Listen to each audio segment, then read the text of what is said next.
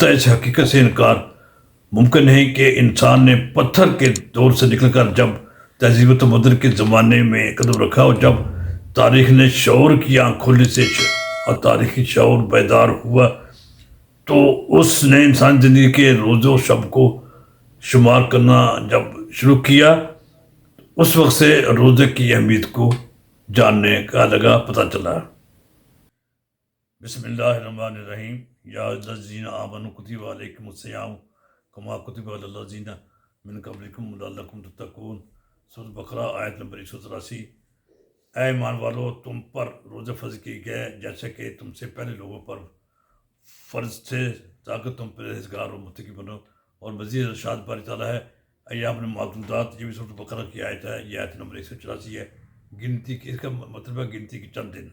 उसे अगले बार ये आयत 185 में फमन शाहिद मिनकुम शहर फलयसुम कि ये जो तुम में से इस महीनों को पाए उनको ज़रूर चाहिए कि वो रोज़े रखे।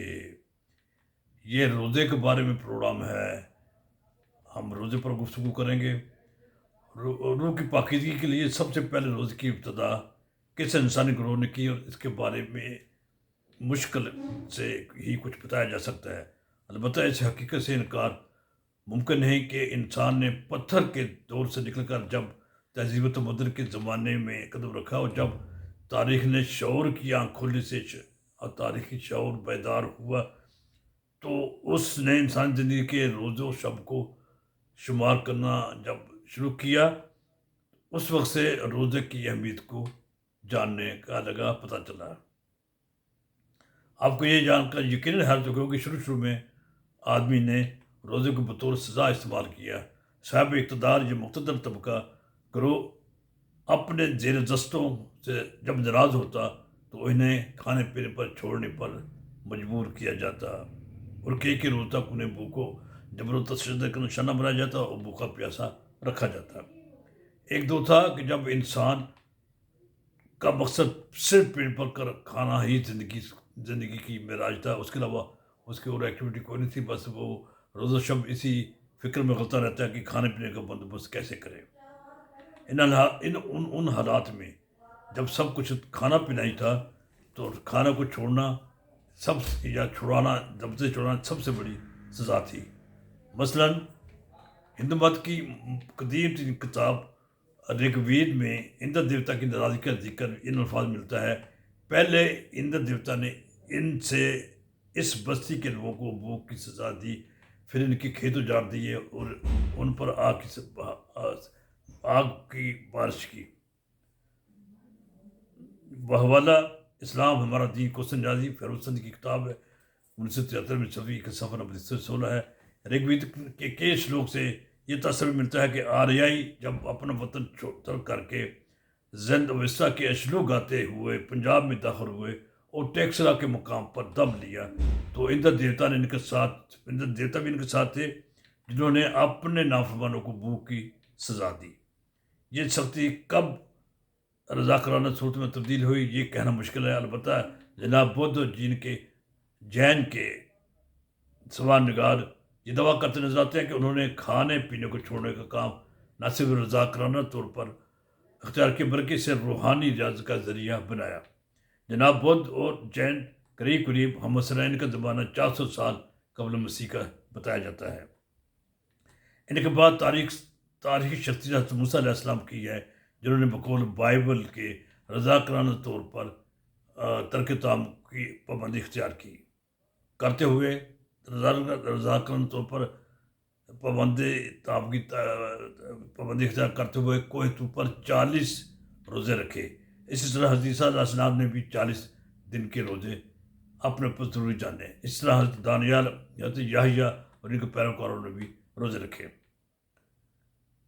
बरादरान अज़ीज़, अल्लाह ने उम्मत मुस्लिम के लिए रमज़ान का महीना जो इस्लामी कैलेंडर का 8वां महीना है इसे उम्मत मुस्लिम का महीना भी कहा जाता है कि दिन के रोज़े फ़र्ज किए।